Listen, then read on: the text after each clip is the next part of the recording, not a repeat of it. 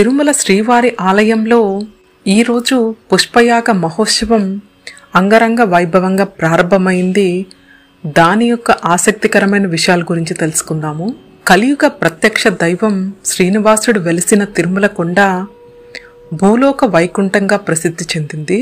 తిరుమల శ్రీవారి ఆలయంలో నిత్యోత్సవాలు, పక్షోత్సవాలు, మాసోత్సవాలు, సంవత్సరోత్సవాలు, బ్రహ్మోత్సవాలతో ఏడాది మొత్తం నిత్య కళ్యాణం పచ్చతోరణంగా విరాజిల్లుతూ ఉంటుంది. శ్రీవారికి ప్రతిరోజు ప్రత్యేకమే, ప్రతిరోజు ఒక ఉత్సవమే. పవిత్ర కార్తీక మాసంలో శ్రీవారి జన్మ నక్షత్రమైన శ్రవణ నక్షత్రం రోజు తిరుమల శ్రీవారి ఆలయంలో పుష్పయాగాన్ని నిర్వహిస్తారు. స్కాంద పురాణం ప్రకారం అశ్వమేధ యాగంతో సమానమైనదిగా ఈ పుష్పయాగం శ్రీవారి ఆలయంలో సంపంగి ప్రాకారంలోని కళ్యాణ మండపంలో అత్యంత వైభవపేతంగా నిర్వహిస్తారు. కార్తీక మాసంలో వచ్చే శ్రవణ నక్షత్రం రోజు శ్రీవారి పుష్పయాగాన్ని నిర్వహించడం ఆనవాయితీగా వస్తుంది. శ్రీవారికి జరిగే ఈ పుష్పయాగానికి ప్రాచీనమైన చరిత్ర కూడా ఉంది. వెంకటాచల మహత్యంలో వివరించిన విధంగా 15వ శతాబ్దంలో ప్రారంభమైన శ్రీవారి పుష్పయాగం మధ్యలో కొంతకాలం నిలిచినా తిరిగి 1980 నుంచి పుష్పయాగం నిరాటంకంగా కొనసాగుతూ ఉంది అంటారు. తిరుమల శ్రీవారి బ్రహ్మోత్సవాలలో అర్చకులు, ఉద్యోగులు, భక్తుల వల్ల ఏమైనా దోషాలు జరిగితే ఆ దోషాల నివారణ కోసం ఈ పుష్పయాగాన్ని నిర్వహిస్తూ ఉంటారు.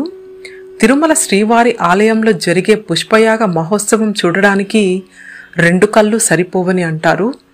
దాదాపు 9 టన్నుల పూలతో వైభవంగా జరిగే ఈ పుష్పయాగం సందర్భంగా ఉదయం 9 గంటల నుంచి 11 గంటల మధ్య కళ్యాణ మండపంలో స్వామి అమ్మవార్ల ఉత్సవ మూర్తులకు స్వాపన తిరుమాంజనం నిర్వహిస్తారు.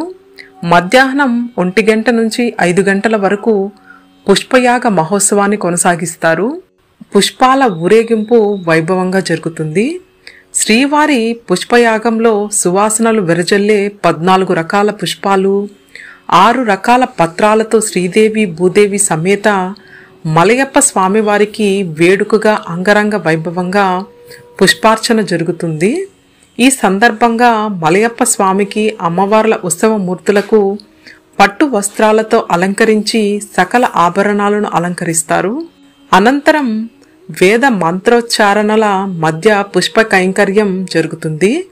శ్రీవారి పుష్పయాగంలో శ్రీదేవి భూదేవి సమేత మలయప్ప స్వామివారికి చామంతి, సంపంగి, పొగడ, జాజి, గులాబీ, గన్నేరు, మల్లెపూలు, మొల్లలు, కనకాంబరం, మొగలి, నిత్యమల్లి, మనోరంజిత, 100 వరహాలు, మాస సంపంగి పుష్పాలు, పారిజాతం, తామర, కలువ తదితర పుష్పాలతోనూ తులసి, మరువం, దవనం, బిల్వం, కదిరి, పచ్చ పత్రాలతోనూ పూజలు నిర్వహిస్తారు.